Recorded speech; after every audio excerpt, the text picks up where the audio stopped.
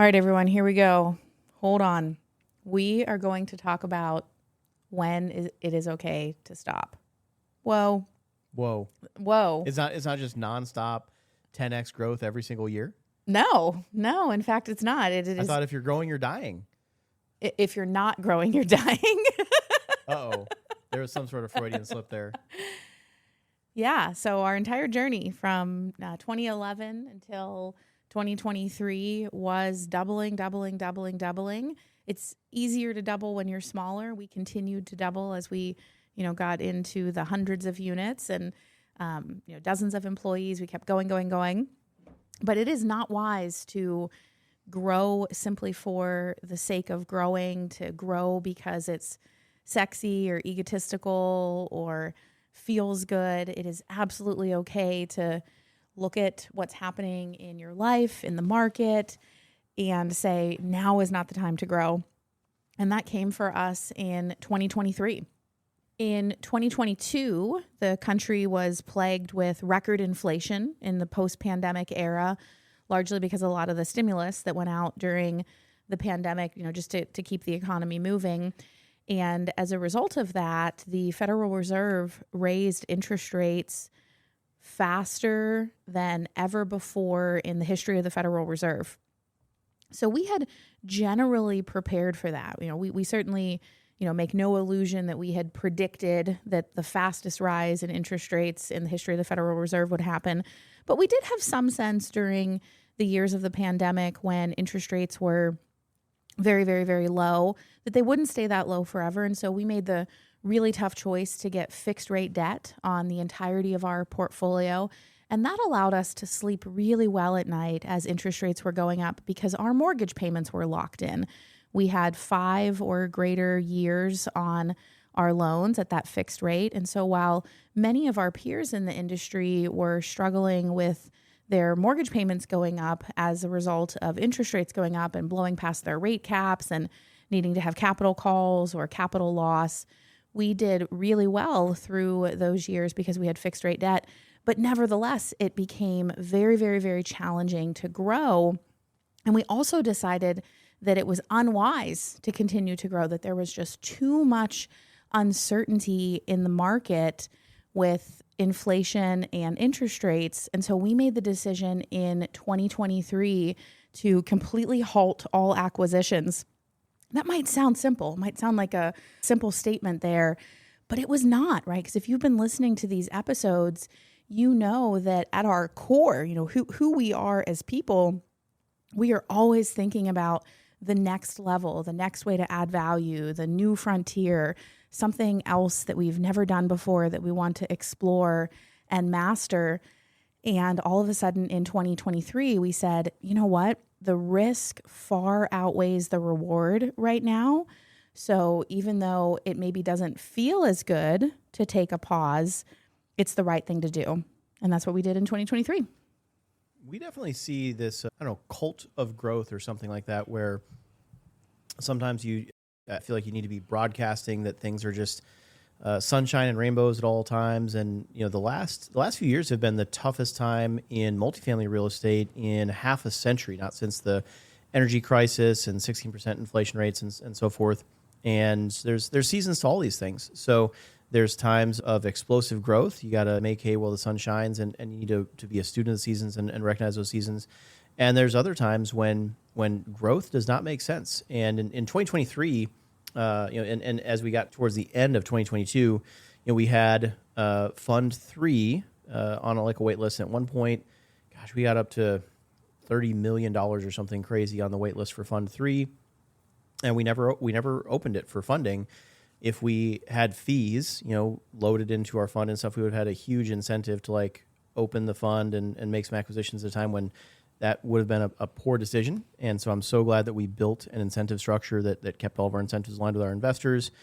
And instead of spending all those resources growing, we spent all those resources focusing on operations, focusing on... Oh my gosh, operations. It's a critical concept. Is operations everything? Operations everything, baby.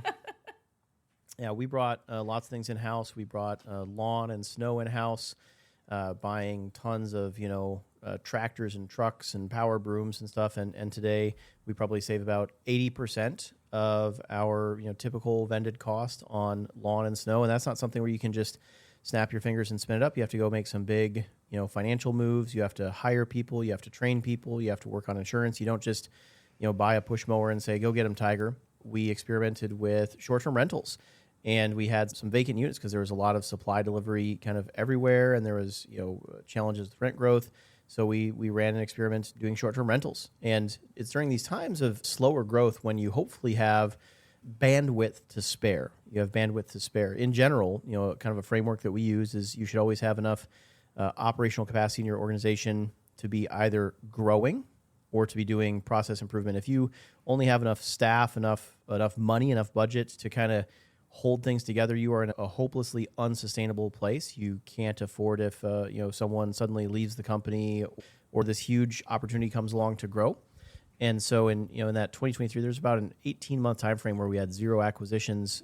We went all in on vertical integration. We actually grew our staff over 50% that year. We brought all of our remaining cleaning in-house. We hired an entire full-time construction team. We built out supply chains, which was a huge concept. Like that wasn't even a concept that you thought about in our industry until the pandemic universe. So, what mill is our flooring created in, and how can we get in touch with that mill and figure out where their underlying materials come from and how reliable is their supply chain? All of our LVP flooring today comes from a mill in Georgia that has, onshore supply chain. So we can always get our LVP flooring and we buy it by the truckload and put together a great win-win deal on that. These are all things that were just absolutely monster focuses for us in 2023. And for us, it was a little strange. It was a little strange not to grow, but it was joyful to be able to do something different, to focus on driving yield to our existing portfolio, to building moats that protected us from risk, and just doing everything we could to lean into the art of our business and running our business. There's so few things in life or business that are just absolute 100% truths. And that's something that I'll see as a coach is someone might, just to give a really simple example, someone might see, maybe my trajectory and they're, thinking about maybe their own real estate portfolio or their private practice or launching a business or something. And they'll say well, I should always be growing. And I'm like, well, hold on. You need to have wisdom. You do need to think about some general algorithms in life, some rules, some fundamental truths. Fundamental truths does not mean that it's a universal truth and that it applies to all situations at all times. That's where we have to lean into wisdom. That's where we have to lean into discernment, lead into journaling, meditation, prayer, reflection. And just like we had to make a big decision in our own hearts to leap forward with Fund One and to do so in a way that was so outside of market norms, we had to make that big decision to halt growth in 2023 at a time when kind of everyone, I think, expected that we would continue to grow. We had so much investor demand. We had conditioned our employees that we were, always acquiring something every couple of months. We had conditioned our own selves for the 12 years prior to that was just kind of who we are. And we had to instead really hone in our identity as no, we are people who have successful investments and a successful business. And that does not necessarily mean growing simply for the sake of growing. It means having wisdom and discernment. So where's a place in your life where it's okay to slow down?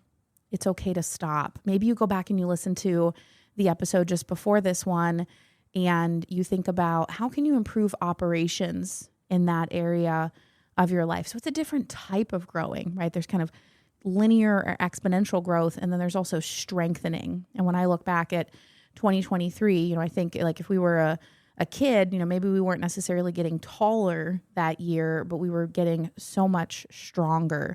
And you keep those strength gains, and then they lead to the next growth spurt. So it's okay to slow down. It's okay to stop.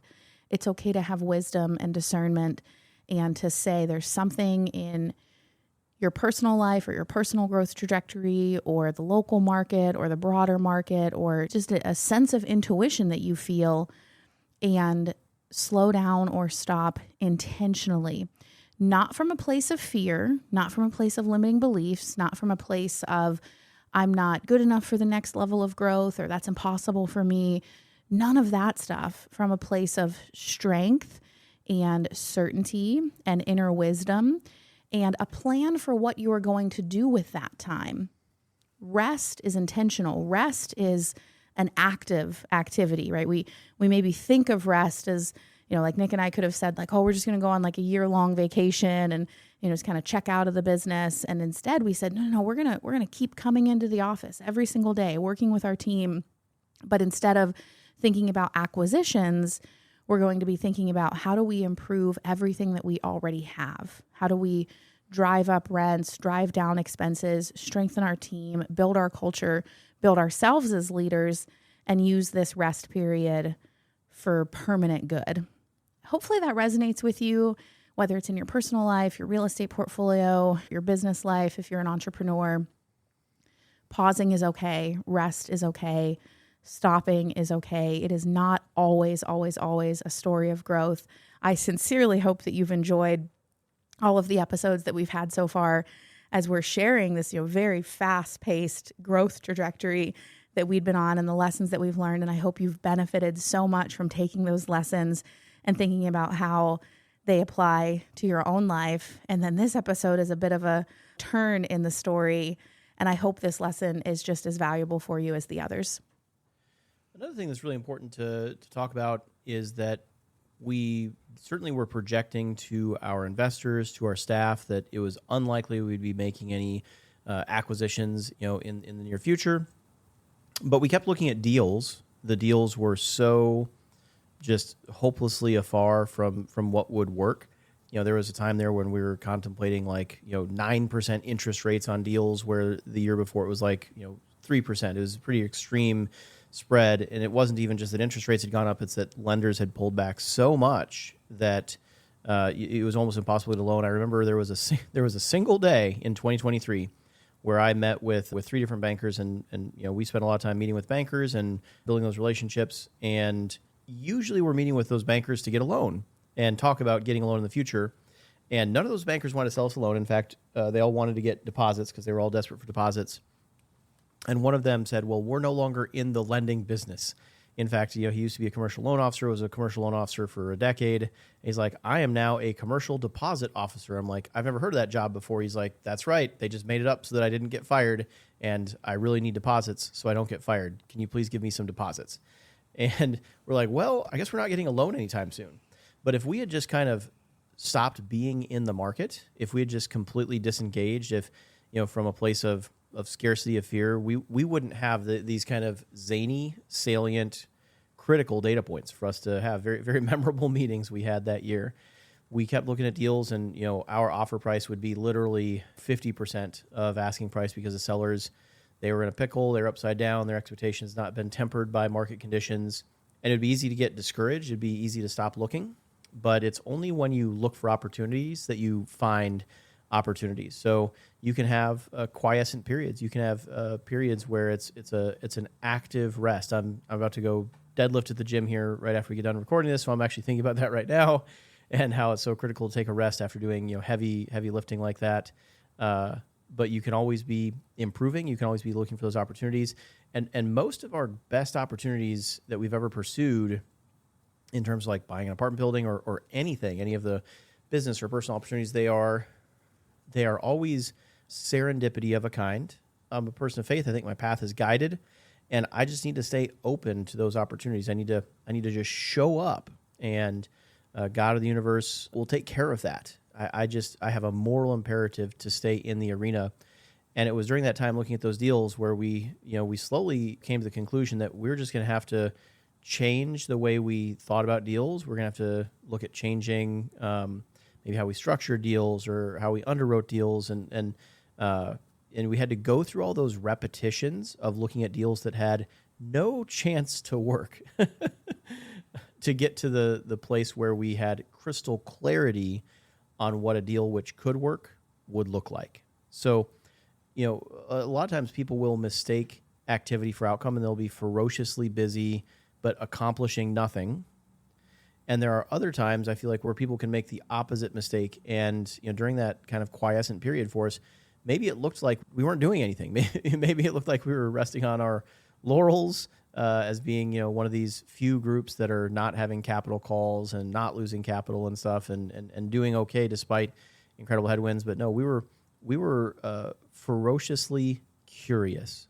We kept showing up, and so the moment that we sensed the seasons had changed and that first opportunity hit our radar that was just a can't miss opportunity, and interest rates were finally moving in the right direction and seller expectations were being tempered, I feel like we stepped back into the market at the absolute perfect time when we got Georgetown and Uptown apartments at just phenomenal purchase prices, and those deals have been just rock star deals because we never gave up.